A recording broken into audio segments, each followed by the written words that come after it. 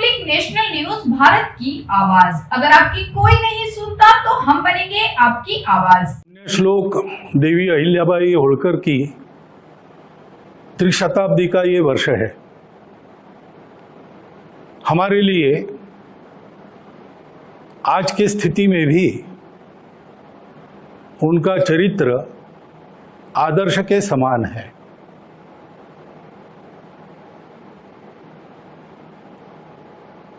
दुर्भाग्य से उनको वैधव्य प्राप्त हुआ, लेकिन एक अकेली महिला होने के बाद भी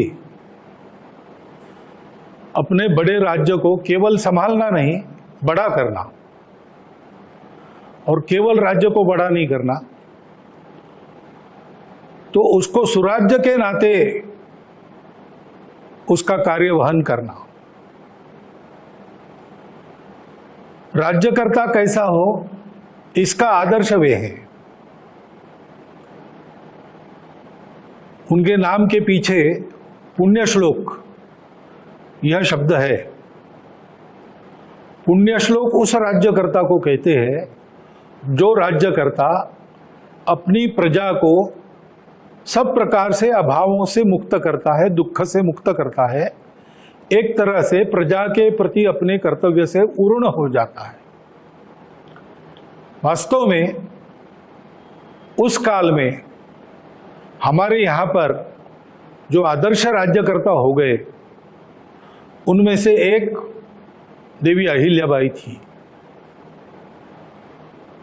अपनी प्रजा को रोजगार मिले इसलिए उन्होंने उद्योगों का निर्माण किया, और ऐसा पक्का निर्माण किया कि महेश्वर का वस्त्रोद्योग आज भी चलता है और बहुत लोगों को रोजगार देता है।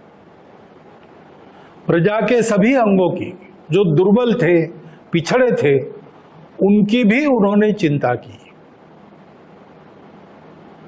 अपने राज्य के कर व्यवस्था को उन्होंने सुसह्य कर दिया, किसानों की चिंता की। सब प्रकार से उनका राज्य सुराज्य था। प्रजा की माता के जैसी चिंता करने वाली राज्यकर्ता इस नाते उनको देवी अहिल्याबाई यह विधान उसी समय प्राप्त हुआ होगा, क्योंकि अपने बचपन से हम उनका नाम सुनते हैं तो केवल अहिल्याबाई होळकर ऐसा नहीं सुनते, देवी अहिल्याबाई होळकर ऐसा सुनते। तो ऐसी पुण्य श्लोक देवी अहिल्याबाई होळकर महिलाओं के कर्तृत्व की, क्षमता की प्रतीक है।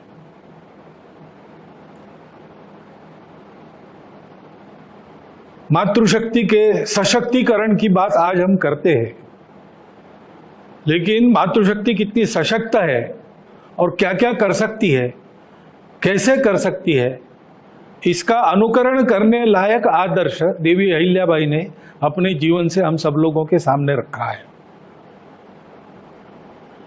उन्होंने जो काम किया वो अनेक प्रकार से विशेष है। राज्य को उन्होंने कुशलता पूर्वक चलाया। उस समय सभी राज्यकर्ताओं से उनके संबंध मित्रता के थे। इतना ही नहीं तो आसपास के सभी राज्यकर्ता भी उनको देवी स्वरूपा मानते थे। इतनी श्रद्धा और आदर उनके बारे में समकालीन राज्यकर्ताओं में था। राज्य पर कोई आक्रमण न हो इसलिए समर नीति की जानकार ऐसे भी उनको जाना जाता है। बड़ी सेना लेकर राघोबा दादा आए थे, लेकिन उन्होंने अपने नीति से और बिना संघर्ष के उस आपत्ति का निवारण कर दिया। ऐसी कुशल प्रशासक, उत्तम राज्यकर्ता, सामरिक और राजनयिक कर्तव्यों में माहिर, इस प्रकार की राज्यकर्ता थी। और केवल अपने राज्य की उन्होंने चिंता नहीं की, पूरे देश की चिंता की। अपने देश के संस्कृति का जो आधार है उसको पुष्ट करने के लिए देश में अनेक स्थानों पर उन्होंने मंदिर बनवाए। स्वयं वो राज्य करती थी, वो भी अपने को राजा नहीं मानती थी।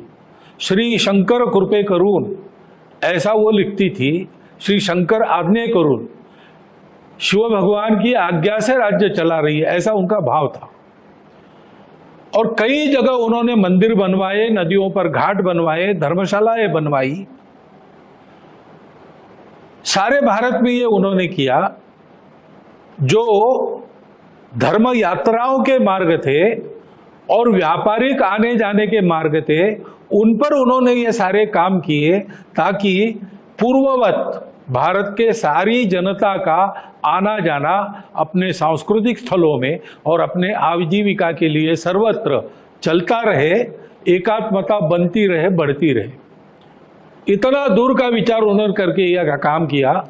और विशेष है कि अपनी धर्म श्रद्धा के कारण किया, इसलिए उन्होंने ये सारा काम अपनी निजी संपत्ति में से किया। स्वयं रानी होकर बहुत सादगी से रहती थी।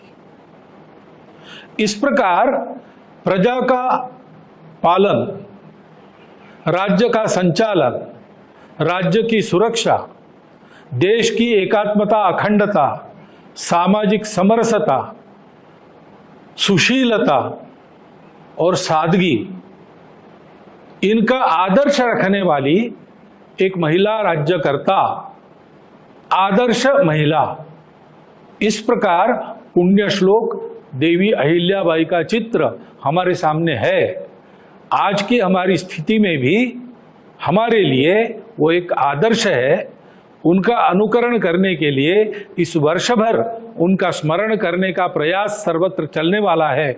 यह अतिशय आनंद की बात है। उस प्रयास को सब प्रकार की शुभकामना देता हुआ मैं अपना